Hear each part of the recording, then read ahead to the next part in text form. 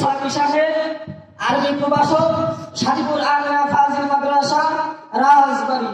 হুজুরকে তার মূল্যবান আলোচনা পেশ করার জন্য অনুরোধ করছি। আসসালামু আলাইকুম ওয়া রাহমাতুল্লাহি ওয়া বারাকাতুহু। আলহামদুলিল্লাহিল্লাযী জা'আলা আশ-শামসা ওয়াল কমারা বিহুসবান ওয়ান নাজমা ওয়াশ-শাজারা ইয়াসজুদান কামা ফাদ্দালা মাকানান আলা মাকান।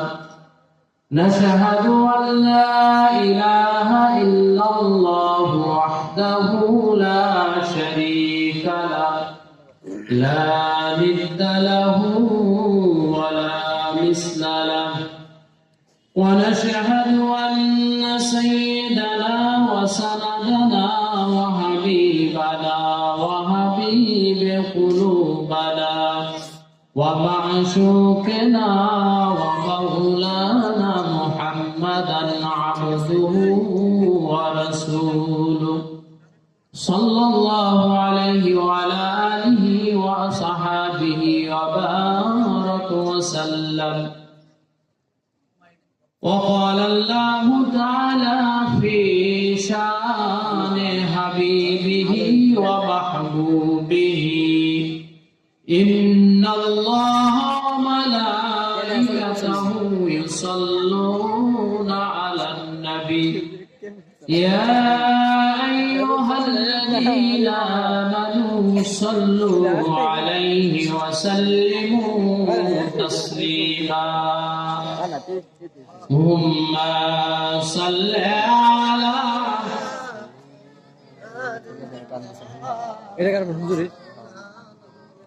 محمد وعلى آله سيدنا مولانا محمد আধার এশিয়ার বিশ্বনবী আলোতে ভাসলে ভরা নরক মাঝারে স্বর্গ আলিলে আদর্শ করিলে দ্বারা। আল্লাহুম্মা সাল্লি আলা সাইয়্যিদিনা মাওলানা মুহাম্মদ ওয়া আলা আলি সাইয়্যিদিনা মাওলানা মুহাম্মদ। আলহামদুলিল্লাহ, মহান আল্লাহ তাআলার দরবারে লাখো কোটি শুকরিয়া যে আল্লাহ পাক আমাদেরকে সাদিপুর আমিনা ফাজিল ডিগ্রি মাদ্রাসা ও দারুল কোরআন হাফিজি মাদ্রাসা উদ্যোগে আয়োজিত এলাকাবাসীর আর্থিক সহযোগিতা অনুষ্ঠিত আজকের এই তাফসিরুল কোরআন মাহফিলের সম্মানিত সভাপতি সাহেব, উপস্থিত অত্র মাদ্রাসার প্রতিষ্ঠাতা লগ্ন থেকেই প্রিন্সিপাল মহোদয় আলহাজ হযরত মাওলানা আব্দুল মালিক সাহেব হাফিজাহুল্লাহ তাআলা, উপস্থিত আজকের মাহফিলের প্রধান অতিথি কারা নির্যাতিত মজলুম আলেমে দ্বীন মুফতি ফজলুল হক আমিনী রাহিমাহুল্লাহ, সুযোগ্য জামাতা মুফতি সাখাওয়াত হোসেন রাজি সাহেব হাফিজাহুল্লাহ তাআলা, রাজশাহী জেলার স্বনামধন্য দরবারের গদিনিশীন পীর সাহেব, আন্তর্জাতিক মুফাসসির কোরআন পীরে কামেল আজহর হযরত মাওলানা আবুল ইরশাদ মোহাম্মদ সিরাজুল মুনির সাহেব পীর সাহেব ভান্ডারিয়া দরবার শরীফ, এছাড়াও উলামায়ে কেরামগণ উপস্থিত আছেন, অত্র মাদ্রাসার শিক্ষক মণ্ডলী এবং ছাত্ররা এবং এলাকার মুরব্বিয়ানে কেরাম, সবার প্রতি আমার সালাম। আসসালামু আলাইকুম ওয়া রাহমাতুল্লাহ। আল্লাহ রাব্বুল আলামিন আজকের এই সুন্দরতম একটি পরিবেশ বহুদিন পরে এই মাদ্রাসায় অনুষ্ঠিত করার তৌফিক দান করেছেন। এই জন্য সর্বপ্রথম মহান আল্লাহ তাআলার দরবারে কালিমাতুশ শুকর জ্ঞাপন করে সবাই বলি আলহামদুলিল্লাহ। আজকে এই স্থানটি একটি সাধারণ স্থান নয়, হাদিসের ভাষায় রাসূলের বাণীতে এই স্থানটি হচ্ছে বেহেশতের বাগান। মহান আল্লাহ তাআলার হাবিব রাসূল আকরাম সাল্লাল্লাহু আলাইহি ওয়াসাল্লাম বলেছেন, ইযা মারারতুম বিরিয়াদিল জান্নাহ ফারতাউ, ক্বালা মা রিয়াদুল জান্নাহ, ক্বালা হিলাকুল সিকিত। রাসূল সাল্লাল্লাহু আলাইহি ওয়াসাল্লাম বলেন, তোমরা জান্নাতের বাগানের পাশ দিয়ে গেলে তোমরা সেখানে অবস্থান করো। রাসূল সাল্লাল্লাহু আলাইহি ওয়াসাল্লামের সাহাবায়ে কেরামগণ বলল, ইয়া রাসূলুল্লাহ, ইয়া হাবিবাল্লাহ, দুনিয়ার মধ্যে বেহেশতের বাগান কোনটি? রাসূল সাল্লাল্লাহু আলাইহি ওয়াসাল্লাম বলেন, দুনিয়ার মধ্যে বেহেশতের বাগান হচ্ছে যেখানে আল্লাহ তাআলার জিকির করা হয়। আজকের এই স্থানটি কোরআনে তেলাওয়াত করা হয়েছে, আল্লাহ তাআলার নাম নেওয়া হচ্ছে, অতএব এই স্থানটি জান্নাতের বাগান। বলেন ঠিক কিনা? তাই এই স্থানটি আমরা উপস্থিত হয়েছি, এটা একে তো মাদ্রাসা, তারপরে বেহেশতের বাগান। আল্লাহ তাআলা এই যে তৌফিক দান করলেন আমাদের বেহেশতের বাগানে আসার, এই জন্য আবারও শুকরিয়া জ্ঞাপন করে বলি আলহামদুলিল্লাহ। মহান আল্লাহ তাআলা পবিত্র কালামুল্লাহ শরীফের মধ্যে বলেন, ওয়াবুদুল্লাহা ওয়া লা তুশরিকু বিহি শাইয়্যান ওয়া বিল ওয়ালিদাইনি ইহসানা। আল্লাহ রাব্বুল আলামিন বলেছেন, ওয়াবুদুল্লাহ, তোমরা আল্লাহ তাআলার ইবাদত করো, আল্লাহর সাথে শরীক করো না, পিতা মাতার সাথে সৎ ব্যবহার করো, ভালো ব্যবহার করো। আল্লাহ রাব্বুল আলামিন আমাদেরকে ইবাদতের কথা বলেছেন। ইবাদত বলতে এমন একটি জিনিসকে বোঝায়, শুধু নামাজকে ইবাদতের সাথে সম্পৃক্ত করলে সে ব্যক্তি সফল মুমিন হতে পারবে না। যদি কেউ মনে করে শুধু আমি নামাজ পড়বো তাহলে আমি পরিপূর্ণ ঈমানদার, হবে না। যদি কোনো ব্যক্তি মনে করে আমি রোজা রাখবো আমি পরিপূর্ণ ঈমানদার, এটাও হবে না। যদি কোনো ব্যক্তি মনে করে যে আমি নামাজ, রোজা, হজ, যাকাত, ইসলামের যে পঞ্চবিনা রয়েছে, বুনিয়াল ইসলাম আলা খামসিন, শাহাদাতু আল্লা ইলাহা ইল্লাল্লাহ, শুধুমাত্র এগুলোই করব, অন্যান্য যে বিষয় রয়েছে ইসলামের মধ্যে, প্রতিবেশীর হক রয়েছে, আপনার সমাজের যে দায়িত্ব কর্তব্যগুলো রয়েছে, পিতামাতার হক রয়েছে, আল্লাহর সমগ্র হক রয়েছে, ইত্যাদি বিষয় যদি সে পরিপূর্ণভাবে পালন না করে, রাসূলের ভাষায়, আল্লাহর জবানিতে, কোরআনের ভাষায় সে পরিপূর্ণ মুমিন হতে পারবে না। পরিপূর্ণ মুমিন হওয়ার জন্য আমাদেরকে আল্লাহ তাআলার ইবাদত এমন ভাবে করতে হবে যে ইবাদতের মধ্যে একমাত্র উদ্দেশ্য থাকবে আল্লাহর সন্তুষ্টি, আল্লাহ তাআলার প্রাপ্তি। আল্লাহ তাআলার সাথে অন্য কারো শিরক করা হবে না, অংশীদার করা হবে না। খালেস নিয়ে আল্লাহ তাআলার ইবাদত করবে, তখন পরিপূর্ণ ঈমানদার সে হতে পারবে। আল্লাহ রাব্বুল আলামিন বলেছেন, ওয়াবুদুল্লাহা ওয়া লা তুশরিকু বিহি শাইয়্যা। হে মানুষ, তোমরা আল্লাহ তাআলার ইবাদত করো, তার সাথে কোনো কিছুর শরীক করো না। আমরা ইবাদত করি, এই যে আমরা এখানে বেহেশতের বাগানে এসে বসেছি, আমরা আসরের নামাজ পড়েছি, এই যে নামাজ সহ করে আমাদের জীবনের প্রত্যেকটা কাজ, এইটা যদি আল্লাহ তাআলার সন্তুষ্টে করা হয়, আল্লাহ তাআলার রাজি খুশির জন্য করা হয়, সেটাই ইবাদতে পরিণত হবে। আল্লাহ তাআলা বলেছেন ইবাদত করো। আমরা কোন আল্লাহর সিজদা করব, কোন আল্লাহর ইবাদত করব, এই পরিচয় দিতে গিয়ে আল্লাহ রাব্বুল আলামিন নিজের পরিচয় তুলে ধরেছেন। ওই আল্লাহর ইবাদত করার কথা বলেছেন, যে আল্লাহ আমাদের রিজিক দান করেন, যে আল্লাহ আসমানের মালিক, যে আল্লাহ জমিনের মালিক, যে আল্লাহ আমাদের হায়াতের মালিক, যে আল্লাহ আমাদের মরণের মালিক, সেই আল্লাহর ইবাদত করার কথা আল্লাহ তাআলা বললেন। আল্লাহ তাআলা বলেছেন, লাহু মুলকুস সামাওয়াতি ওয়াল আরদি ইহয়ি ওয়া ইউমীতু ওয়া হুয়া আলা কুল্লি শাইইন কাদির। আল্লাহ রাব্বুল আলামিন তার নিজের পরিচয় বলেন যে আসমান জমিন এবং আসমান জমিনের মধ্যে যা কিছু আছে সমস্ত কিছুই হচ্ছে আল্লাহ তাআলার মালিকানাধীন। তিনি হায়াতের মালিক, তিনি মৌতের মালিক, তিনি সর্ব বিষয়ে ক্ষমতাবান। ওই আল্লাহর ইবাদতের কথা বলা হয়েছে, যে আল্লাহ তাআলা আউয়াল এবং আখির, যে আল্লাহর শেষ নাই, শুরু আছে শেষ নাই, আল্লাহ তাআলা ব্যতীত সকল কিছুই ধ্বংস হবে, শুধুমাত্র যিনি বাকি থাকবেন, যে মহান রব্বুল আলামিন আমাদেরকে সৃষ্টি করেছেন, ইনি শুধুমাত্র বাকি থাকবেন, সেই আল্লাহর ইবাদতের করতে হবে, ইবাদত করার কথা বলেছেন। আল্লাহ তাআলা বলেছেন কুল্লু মান আলাইহা ফান ওয়া ইয়াবকা ওয়াজহু রাব্বিকা যুল জালালি ওয়াল ইকরাম। তোমরা ওই আল্লাহর ইবাদত করো যে আল্লাহ তাআলা ব্যতীত সমস্ত কিছু ধ্বংস হয়ে যাবে, শুধুমাত্র বাকি থাকবেন তিনি মহান রব্বুল আলামিন। ইবাদত সেই আল্লাহর করা লাগবে, সেই আল্লাহর জন্য চিন্তা করতে হবে। আমাদের সমাজে দেখা যায়, একদিন একটা রাজবাড়ি গেলাম, রাজবাড়ি যাওয়ার পরে দেখলাম আসরের নামাজের পরে একটা নামাজ শেষ করে দেখি এক মহিলা একটা ঘরের সামনে এমন ভাবে সিজদা দিয়ে পড়ে রয়েছে। আমি চিন্তা করলাম এখানে সিজদা দিল কেন? এভাবে নামাজের পরে আমরা নামাজ পড়ে বেরিয়েছি এবং মহিলারাও বেরোনোর পরে আমি ওই পাশে দাঁড়িয়ে আছি, দেখে একটা ঘরের সামনে দরজার সামনে সিজদা দিয়ে রয়েছে।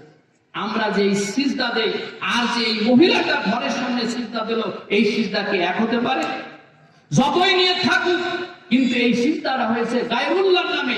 এই জন্য আল্লাহ তাআলা বলেছেন তুমি ইবাদত করো, স্বচ্ছ ইবাদত। তুমি ইবাদত করো, তুমি আল্লাহ তাআলার জন্য। অন্য কারোর জন্য ইবাদত করলে, সিজদা দিলে সেটা হবে শিরক। এই জন্য আল্লাহ তাআলা বলেছেন ওয়াবুদুল্লাহ ওয়ালা তুশরিক বিহি শাইয়্যা। আল্লাহ তাআলা অন্য আয়াতের মধ্যে বলেন وما أمروا إلا ليعبدوا الله مخلصين له الدين। আল্লাহ তাআলা বলেন আমি মানুষদেরকে শুধুমাত্র আদেশ করেছি আমার ইবাদতের জন্য, সে যেন অন্য কারো ইবাদত না করে আমার ইবাদত করবেন, একনিষ্ঠ ভাবে ইবাদত করবে। যখন কেউ ইবাদত একনিষ্ঠ ভাবে আল্লাহ তাআলার সন্তুষ্টির জন্য করবে, তখন ইবাদতটা আল্লাহর জন্য হয়। আর যদি অন্য কারো দেখানোর জন্য, লোভ দেখানোর জন্য হোক, রিয়ার জন্য হোক, সেই ইবাদতটা আল্লাহ তাআলা কবুল করেন না। হাদিসের মধ্যে এসেছে দুইটা জিনিস যদি আল্লাহ তাআলা কোনো ইবাদত কবুল করেন না, একটা হলো মুতাবাআতুর রাসূল, রাসূলের দেখানো পথ অনুসরণ করা ছাড়া। দুই নাম্বার হলো আল্লাহ তাআলার সন্তুষ্ট। রাসূল সাল্লাল্লাহু আলাইহি ওয়াসাল্লাম বলেছেন ইন্নামাল আমালু বিন্নিয়াত, সমস্ত নেক কাজের সবটা তার নিয়তের উপর নির্ভরশীল। এই জন্য আল্লাহ তাআলা বললেন যে ওয়াবুদুল্লাহ ওয়ালা তুশরিক বিহি শাইয়্যা। আর এই আয়াতের আরেকটা অংশ হলো ওয়াবুদুল্লাহ ওয়ালা তুশরিক বিহি শাইয়্যা ওয়া বিল ওয়ালিদাইনি ইহসানা। তোমরা তোমার পিতামাতার সাথে ভালো ব্যবহার করো। বর্তমান যে জামানা পড়েছে, মানুষ বন্ধু বান্ধবের চেয়েও মাতা পিতাকে অসম্মান বেশি করে, কথা বলেন ঠিক কিনা? সমাজের মধ্যে যারা বৃদ্ধ হয়ে যায় তাদের দাম কমে যায় না বাড়ে। পিতামাতা একটা সন্তানকে ছোট্ট সময় থেকে শুরু করে কোলে পিঠে করে মানুষ করে, তাদের সমস্ত শ্রম পরিশ্রম দিয়ে যখন তারা সন্তান প্রতিষ্ঠিত হয়ে যায়, এই প্রতিষ্ঠিত বাবা একদিন অকম্য হয়ে যায়, একটা সে বার্ধক্যে পরিণত হয়, তখন তার অন্যের ধর্ণা ধরতে হয়। এই জন্য আল্লাহ তাআলা বলেছেন ওয়াকাদা রাব্বুকা আল্লা তা'বুদু ইল্লা ইয়্যাহু ওয়া বিল ওয়ালিদাইনি ইহসানা। আমি তোমাদের জন্য ফয়সালা করে দিয়েছি, হুকুম করেছি তোমরা আমার ইবাদত করবা, সাথে সাথে তোমার পিতামাতার সাথে ভালো ব্যবহার করবা। যদি কোনো সন্তান পিতামাতার সাথে ভালো ব্যবহার না করে, সৎ ব্যবহার না করে, ওই সন্তানের জন্য জাহান্নাম অবধারিত হয়ে যায়।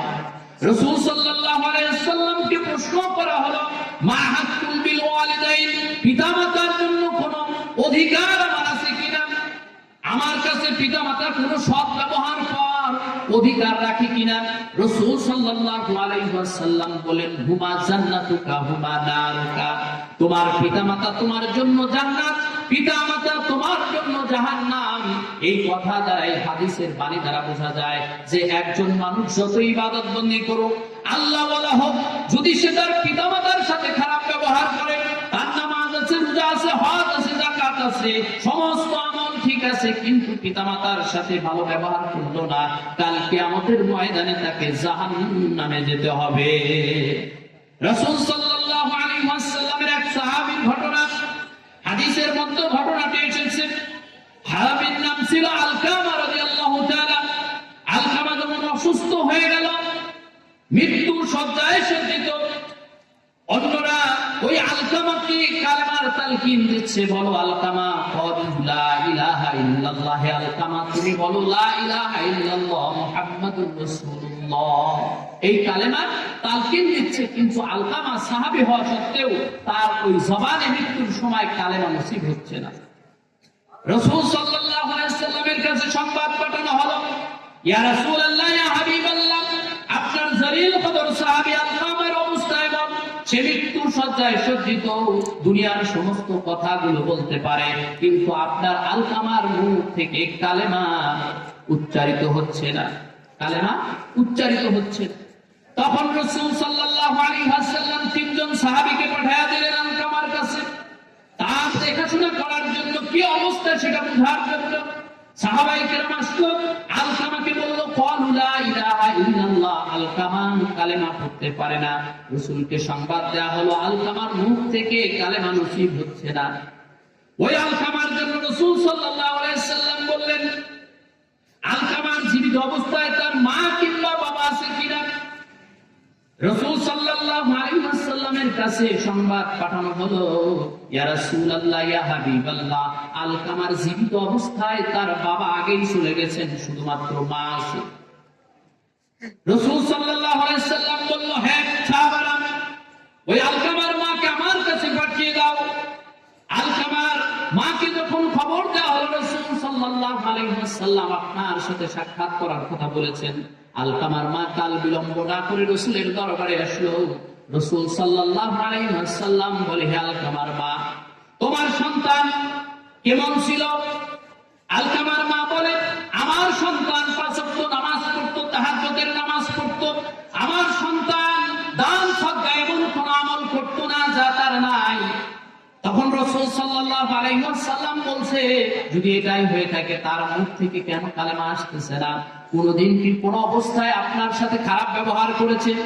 কোন অবস্থায় কি আপনি তার থেকে কোনো কষ্ট পেয়েছেন? রাসূল সাল্লাল্লাহু আলাইহি ওয়াসাল্লাম যখন এই কথা বলে দিয়েছেন, আলকামার মা চোখ থেকে দরবার করে পানি ছেড়ে দিয়ে বলতেছে, হে ইয়া রাসূলুল্লাহ, ইয়া হাবিবাল্লাহ, আলকামা কোনদিন আমার সাথে কোনো খারাপ ব্যবহার করে নাই, কিন্তু একদিন তার বোর সাথে আর আমার সাথে একটা বিষয় নিয়ে মনোমালিন্য দেখা দিল। মনোমালিন্যের এক পর্যায়ে আলকামা আমার কথাকে উপেক্ষা করে তার বোর কথা প্রাধান্য দিয়েছিল। আর ওই সময় আমার এই সন্তানের প্রতি আমার যে কষ্টটা অনুভব হয়েছিল, এই দুঃখ আমি আজ পর্যন্ত ভুলতে পারি না, ইয়া রাসূলুল্লাহ। হয়তোবা এই কারণেই তার এই অবস্থা হতে পারে। রাসূল সাল্লাল্লাহু আলাইহি ওয়াসাল্লাম বলল, মা জননী, আপনি আপনার সন্তানকে চিরদিনের জন্য মাফ করে দেন।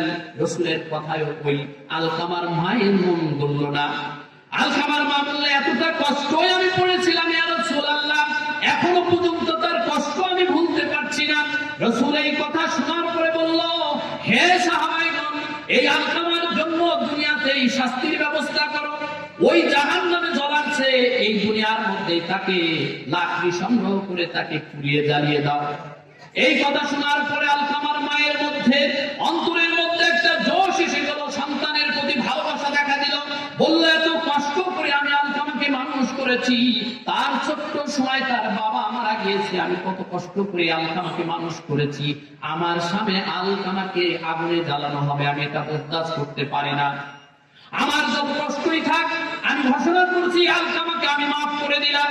সঙ্গে সঙ্গে যখন মাফ করা হলো, সাহাবায়ে কেরাম দৌড় দিল ওই আলকামার মুখ থেকে কি উচ্চারণ হচ্ছে এটা দেখার জন্য। যখন বাড়ির পাশে গেল, দরজার সামনে যাইতে যাইতে আলকামার মুখ থেকে উচ্চারিত হচ্ছে লা ইলাহা, জোরে লা ইলাহা, লা ইলাহা ইল্লাল্লাহু মুহাম্মাদুর রাসূলুল্লাহ। সবাই বলি সাল্লাল্লাহু আলাইহি ওয়াসাল্লাম। আলকামার এই ঘটনা থেকে বোঝা যায়, আমরা যতই নামাজি হই, আমরা যতই ইমানদার হই, যদি মার সাথে খারাপ ব্যবহার হয়, তাহলে আমাদের জাহান্নাম ছাড়া উপায় নাই। তবে এই কথাটা আমি এই জন্য বলছি, মায়ের খেদমত আমাদের করতে হবে। প্রত্যেকটা মা বাবারও একটা দায়িত্ব আছে। প্রত্যেকটা মা বাবার জন্য সন্তানকে ছোট্ট সময় থেকে ভালো করে গড়ে তুলতে হবে। আপনি আপনার সন্তানকে যদি ছোট্ট সময়ে ইসলামের তাহাজিব তামাদ্দুনে ইসলামের দিক নির্দেশনা মতো রসুলের দেখানো পথ মতো অনুসরণ করে যদি তাকে গড়ে না তোলেন, বড়কালে আপনি তার মার খাবেন না, ঝাড়ুর পিঠা খাবেন না, ফুলের তোড়া পাবেন। যদি আপনি সন্তানকে ছোট্ট সময় ভালো করে মানুষ না করেন, আপনি বড় সময় আপনাকে ওই ঝাড়ু পিঠা ছাড়া ফুলের তোড়া দিয়ে বরণ করবে, এমনটা আশা করেন কিভাবে? আপনাকে সর্বপ্রথম আপনার সন্তানের হকগুলো আদায় করতে হবে। কি আদায় করতে হবে? সন্তানের যে হক রয়েছে, আমরা যারা বাবা হয়েছি, আমরা যারা মা হয়েছি, তাদেরকে অবশ্যই সন্তানের হক আদায় করতে হবে। কি হক? রাসূল সাল্লাল্লাহু আলাইহি ওয়াসাল্লাম বলেছেন, মুরু আওলাদাকুম বিস-সালাত, মুরু আওলাদাকুম বিস-সালাতি ওয়া হুম আবনাউ 7 সিনিন। রাসূল সাল্লাল্লাহু আলাইহি ওয়াসাল্লাম বলেন, দুনিয়ার যত মা এবং বাবা আছো, তোমরা শুনে রাখো, মুরু আওলাদাকুম, তোমরা সন্তানের জন্য নামাজের তালকিন দাও, নামাজের আদেশ করো। ওয়া হুম আবনাউ 7 সিনিন, তখন যার বয়স, সন্তানের বয়স যখন 7 হয়ে যায়, সন্তানকে নামাজের জন্য আদেশ করো। এখানে যারা মা এবং বাবা বসে আছে, আমরা যারা শিক্ষিত পার্সন আছি, বলেন তো আপনার সন্তানকে, আপনার মেয়েকে 7 বছর বয়সের সময় নামাজের জন্য আদেশ করেছেন কে? দেখা যায় অধিকাংশ মানুষই নামাজের কথা ভাবেই না। 7 বছর বয়স হয়েছে তবু সন্তান নামাজ পড়ে না, কিছুই বলেন না। আদেশ করতে হবে, মারা যাবে না। রাসূল সাল্লাল্লাহু আলাইহি ওয়াসাল্লাম বলেন, ওয়াদরিবহুম আলাইহা, সন্তানকে প্রহার করো। ওয়াহুম 10 সিনিন, যখন তাদের বয়সটা 10 হয়ে যায়, সন্তানের বয়স যখন 10 হয়ে যাবে, তখন ওই সন্তান নামাজ ত্যাগ করার কারণে তাকে প্রহার করো। ওয়াদরিবহুম, ওখানে আছে তোমরা সন্তানকে প্রহার করো, মারো। আপনাদের সন্তান যারা আছে, আমাদের সন্তান যাদের 10 বছরের উপরে আছে, তারা কি বুকে হাত দিয়ে বলতে পারবেন আমার সন্তান এক ওয়াক্ত নামাজও কাজা করে না, কোন ওয়াক্ত নামাজ কাজা করার কারণে আমি সন্তানকে মেরেছি? কেউ বলতে পারবেন? আপনি ইসলামের মধ্যে সন্তানকে মানুষ করতে পারেন নাই, আর বড় হয়ে আপনি যখন বার্ধক্যে উপনীত হয়েছেন, তখন সন্তানের কাছ থেকে ভালো ব্যবহারটা পান কিভাবে? এই জন্য বাপদেরকে আগে সতর্ক হতে হবে, আমার মা বোনদেরকে আগে সতর্ক হতে হবে, সন্তানটাকে ইসলামের মধ্যে রেখে মানুষ করতে হবে। আচ্ছা বলেন তো, 7 বছরে যদি একটা সন্তানকে নামাজের আদেশ করেন, আগে কি তাকে নামাজ শিক্ষা দিতে হবে না? আগে কি নামাজ শিক্ষা দেওয়া লাগবে না? কই, আমাদের ছেলে সন্তানদেরকে বড় হইলেই তো বিভিন্ন ইংলিশ মিডিয়ামে পড়ায়। আমরা আমাদের সন্তান যখন গর্বে থাকে, তখনই নিয়ত করি আমার সন্তানটাকে আমি বড় অফিসার বানাবো। এরকম নিয়ত করি কি করি না? করি, কোনো অসুবিধা নাই।